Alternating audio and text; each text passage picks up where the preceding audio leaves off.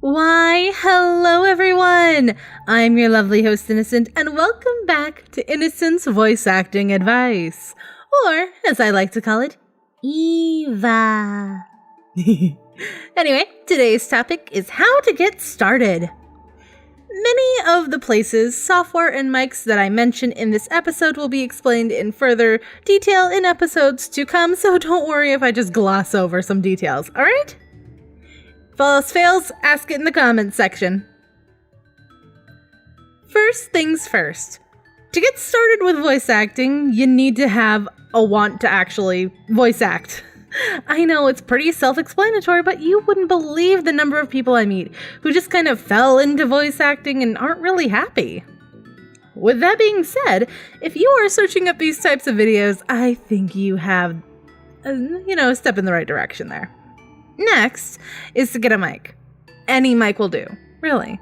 When you're first starting out in anything, not just voice acting, you don't want to drop hundreds of thousands of dollars onto whatever this is just to find out you don't enjoy doing it. So start small. Work with what you have.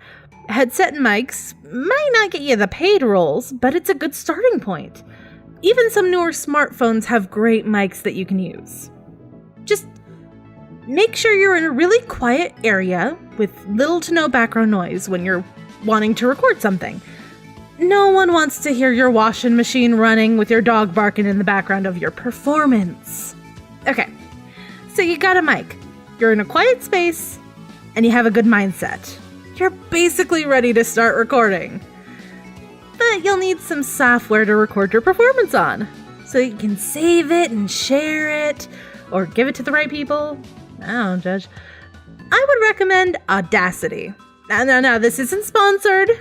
Not sponsored in any way. This program is just a really great starting point for recording audio. Plus, it's 100% free. If you're interested, link in the description. Now, what you do after this is up to you.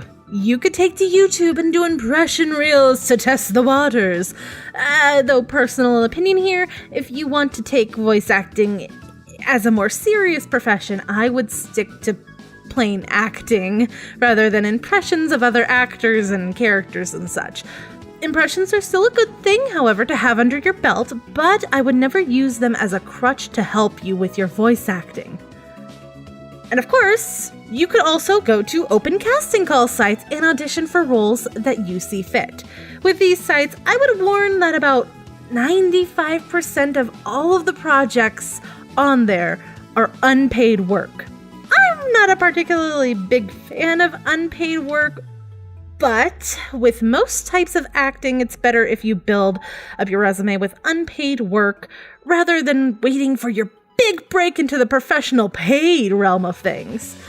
With these types of casting calls, I would recommend searching for the things that you like, such as a series you enjoy, be it games, anime, otherwise, or types of acting that you would rather enjoy, such as voicing in a visual novel or a podcast. There's a bunch out there, just search.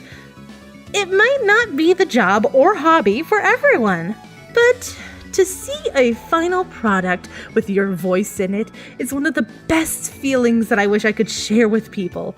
The feeling of taking something as simple as a 2D picture and giving it life, character, just with your voice alone. You can make art and spread a message or just make people feel an emotion. It's wonderful. And I hope that if you're interested, you give it a try. We never speak of that.